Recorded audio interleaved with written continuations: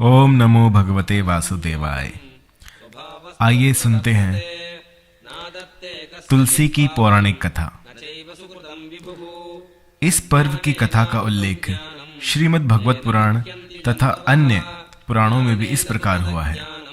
प्राचीन समय में जालंधर नाम का एक दैत्य ने अपने उत्पातों के कारण सभी को भयभीत कर रखा था। उस दैत्य से भयभीत होकर ऋषि मुनि देवतागण भगवान विष्णु के पास अपनी विपदा सुनाने पहुंचे तो उन्होंने वृंदा का पति धर्म भंग करने का, बल क्षीण करने का निश्चय किया। भगवान विष्णु ने अपनी योग माया से एक मृत शरीर वृंदा के आंगन में फिकवा दिया।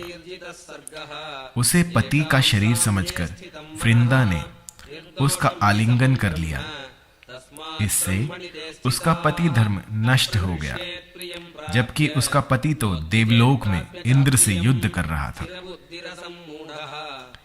इधर वृंदा का सतीत्व नष्ट हुआ तो उसका पति युद्ध में हार कर मृत्यु को प्राप्त हुआ।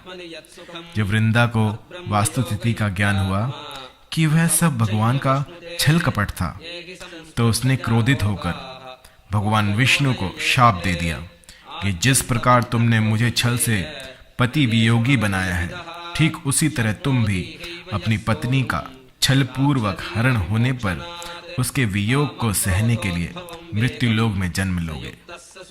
इतना कहकर वृंदा अपने पति के शव के साथ उसके वियोग में तड़पती हुई सती हो गई।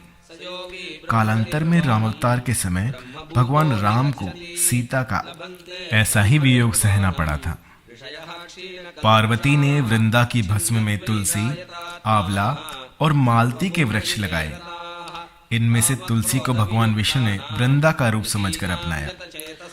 कुछ लोग यह भी मानते हैं कि भगवान विष्णु ने छल से वृंदा का सतीत्व भंग किया था, तो उसने उन्हें पत्थर बनने का शाप दे दिया था। इस पर भगवान विष्णु ने कहा, तुम मुझे लक्ष्मी से भी ज्यादा प्रिय हो गई हो।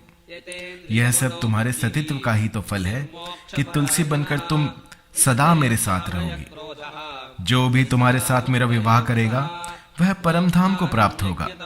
यही कारण है कि शालिग्राम की पूजा बिना तुलसी दल चढ़ाए अधूरी मानी जाती है। इस प्रकार स्त्रियां प्रतिवर्ष तुलसी का विवाह भगवान विष्णु की प्रसन्नता पाने के लिए करती हैं।